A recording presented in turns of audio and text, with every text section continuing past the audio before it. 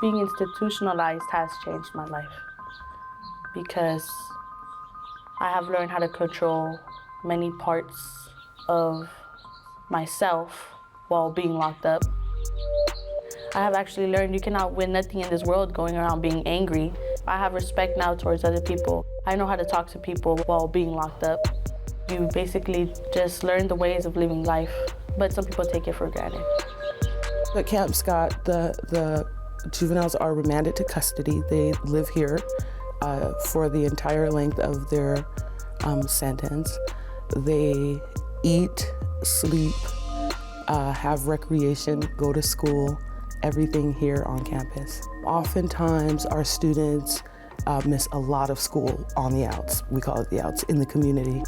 And so when they get here, there's huge gaps in their education. And what was challenging was making them want to learn. Los Angeles County decided that we needed to change the way we provided education for this population.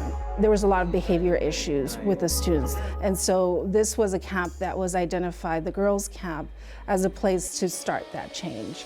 Ready to put the first 4 pairs in the squares. Who would like to do that for me? You do it? A team got together to talk about what could be done as far as a different approach. And that group came up with what became the Road to Success Academies. The Road to Success approach uses projects to grab the attention of these students, many of whom say they were failing in traditional schools. Some, like Noelia, never went to high school. Remember your 2 suitcases, one personal, one Holocaust. Their project today is to assemble a suitcase with items you would take if forced into a concentration camp. It's part of a broader lesson students are learning about the Holocaust. Is this an egg you're taking in there? Yeah, and some peas, and my cell phone. The projects that we do are teacher created, which really energizes the teacher because we have voice and choice in what we are going to teach as far as the project. Awesome. How about recessive G? What does that stand for? White hair. White hair? Very I expected the teachers to not engage in this as much as they do, but they really do. They engage in us.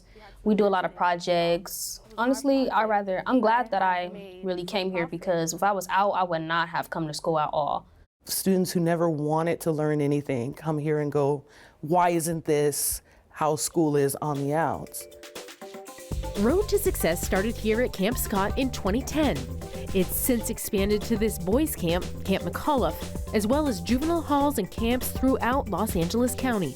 Step inside a classroom in any one of these facilities, and you're immediately greeted by a student ambassador who will explain the project that they're currently working on.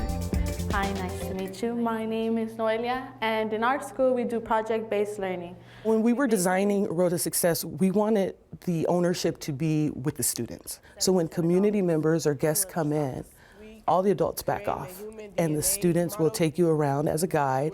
The bigger picture of this is we're really trying to change the narrative for this population. These are primarily black and brown students, and we're really trying to change that narrative in terms of how they see themselves and helping them become empowered. Empowerment also comes in the form of themes that cycle through the camp classrooms.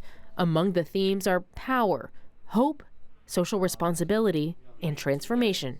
Transformation is a good one because we get to talk about the transformation of America, but we also can get to the core, which is how is a person transformed through certain actions. And then we can get the kids talking about how they're going to transform, how they're going to change.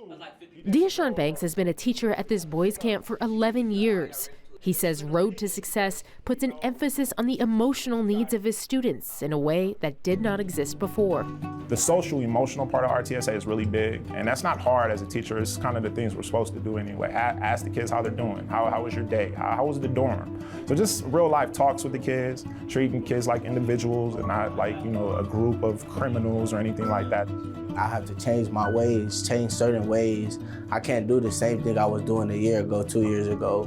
Now, I'm 18, I'm looking at the bigger picture. So I'm just glad that God gave me a chance to come here before I turned 18. I really would have been in big trouble. Yeah, it just changed me a lot, because without here, I would have been somewhere way else. These are children that have gone through some very difficult things, unfortunately, sometimes not a fault of their own.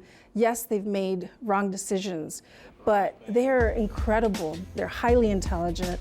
They have amazing potential. And do research on families that would most likely carry this gene. With these kids, like a lot of them leave here and get killed, or they get life in prison, or maximum sentences, and you hear those stories so often, so it has to be my job to go into these classrooms and really, really try to get these kids to think different.